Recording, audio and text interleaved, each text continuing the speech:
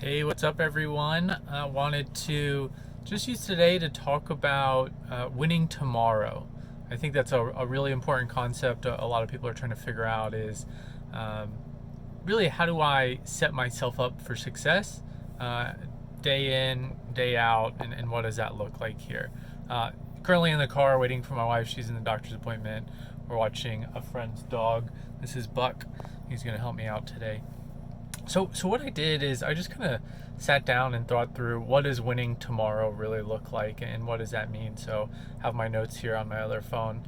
So I think first is how do you set yourself up for success going in tomorrow? And what that looks like is today you need to do a few different things. So today you need to exercise. You need to get your energy out. You need to make sure you're healthy.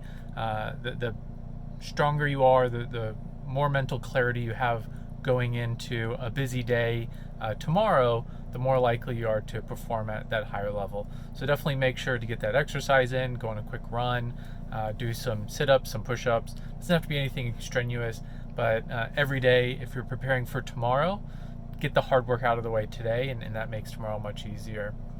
Next, what that looks like is really completing those mundane tasks. Everything that you're pushing off, how can we get that done today?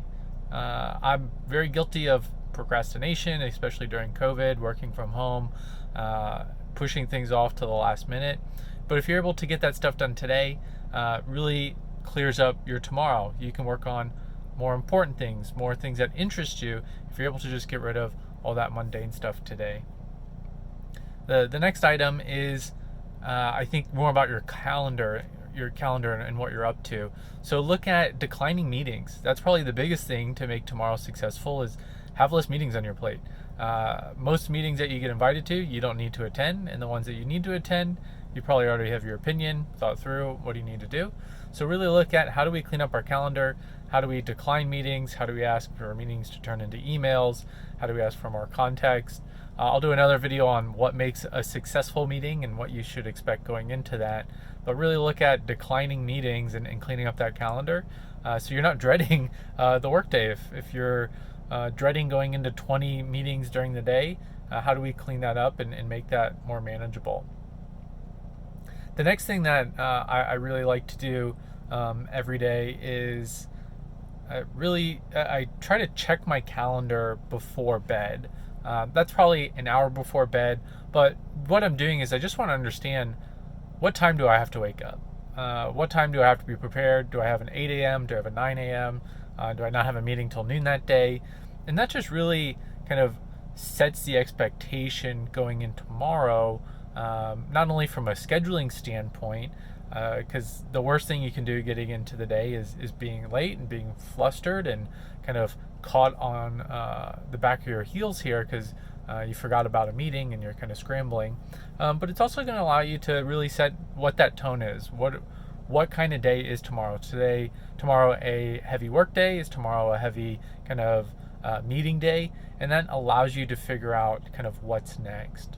And as part of that, just like exercise, is go to bed. Too many people just stay up way too late, and you don't need to stay up late at night. Go to bed 10:30, 11 at the latest, so you can get up at that 6:30, 7 time frame. Have a little break before you get into your first meeting. Get yourself right. Get some breakfast. But all that starts with going to bed at a reasonable time. So you see that a lot with younger kids and a lot of night owls out there. Maybe that works best for them. Me, I like to get up early. I like to sort my day out, get through the heavy work in the start of the day, and then have the rest of the day to do more interesting work. And then lastly, what I have found really effective is sitting down the night before, looking at my calendar, thinking through what is due that day, so tomorrow, what do I need to work on, and writing them all down. The biggest mental stress and unclarity you have going into the day is what am I working on? What do I need to figure out for the day? If I can go in to my work day and already have my to-do list figured out, everything I need to just check off a box, that day just becomes about actioning on these items. No surprises. I know what's going on.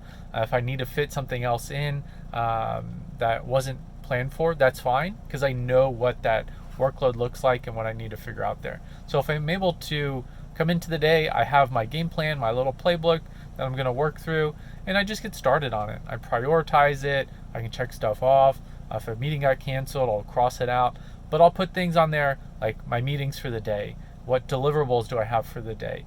What kind of follow-up? I'll also remind myself to send notes after a meeting. So I'll have the meeting name with a checkbox, and I'll have notes next to that, and I can check the box on notes.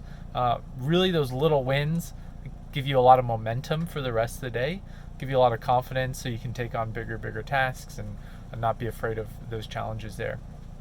So those are my 6 main tips for winning tomorrow today. So we talked about exercise, declining meetings, so cleaning up the calendar, writing out that to-do list so you can have those little wins, checking your calendar the night before so you know what you're getting into, completing the mundane tasks, and going to bed at a reasonable time. These strategies have helped me really focus and work through tough times, whether those are busy times, whether those are stressful times, maybe big deadlines, a lot on my plate.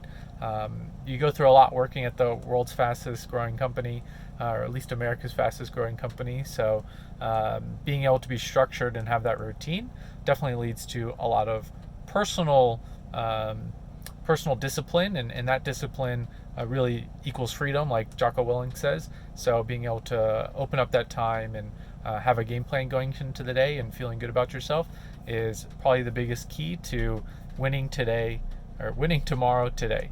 So if you have any other tips, anything that you guys look at, or anything else you want me to talk about, please let me know. Comment in the section. Check me out on my blog, nickfuller.com, nikfuller.com. Also, feel free to add me on LinkedIn. Would love to connect. So with that, Buck, if you want to say bye. No, Buck's asleep. And we'll see you at the next one. Take care. Bye.